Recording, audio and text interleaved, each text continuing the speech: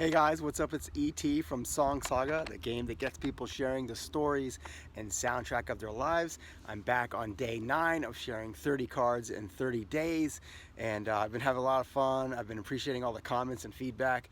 Yeah, thanks so much. I'm going to go ahead and pull a card and see what we get here. First concert on drugs. Yeah, I'm not sharing that one on the internet. Sorry, guys. You'll have to come play in person if you want to hear that story. And it's a good story. Oh, okay, pull another one. Trumpet.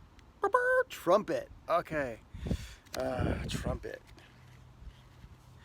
Well, okay, the first thing that comes to mind, I'm a massive fan of a band called Cake.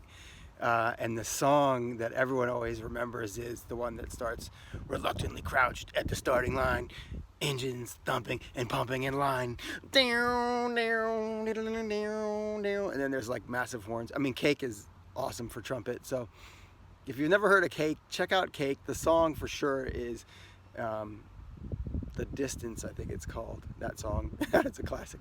And I've seen Cake a few times in concert, and I have two Cake concert stories. The first was I saw them in San Francisco, and in the middle of the concert, some jerk threw a beer bottle at the lead singer of Cake and hit him in the head, and it was like terrible. And they stopped the show, and they were like, you know, we're not going to play until, you know, whoever threw that gets outed and sent out. And like they didn't. They stopped playing, and you know, somebody turned their friend in, and that person left, and then everyone like hooted and hollered because they got rid of that asshole, and then they put on a great rest of the show. So that was my first Cake story. And then my second Cake story, also when I saw them perform, but that was in Sydney, and they had started doing this thing that I've never seen any other band do, which I think is just really wonderful.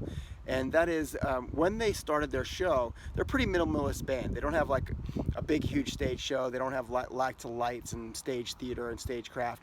They pretty much just come out with their instruments and rock it. But they had at the forefront of the stage a potted tree, like a small tree. And they just put on their show. Nobody said anything about the tree. It was just there. It totally looked out of place. It didn't seem like it belonged. And then like probably 2/3 or 3/4 of the way through the concert, the guy says something like, so you guys are probably wondering about this tree. And everyone's like, yeah, what's up with the tree? And he goes, well, and he goes on to explain that basically they buy a tree in every city that they perform. And then they bring that tree to their concert and they put it on stage, and they give the tree away to someone, but only if they promise to plant that tree in a place where it will grow and thrive and be looked after, and this person promises to be a good caretaker of this tree and help it flourish and have a wonderful, you know, life. And so everyone's like, I'll do it, and they give away this tree, and you know, this person goes home with like, who needs a rock t-shirt when you can go home with a cake tree? And then my favorite thing about it is that they had a website where you could go see where all the trees that they gave away were planted. So it was like their own little mini tree registry, but that covered the whole globe. And I always thought that was really, really cool. So I know that's kind of a concert story, but hey man, it's still an interesting story, I hope. And if not, there's always tomorrow.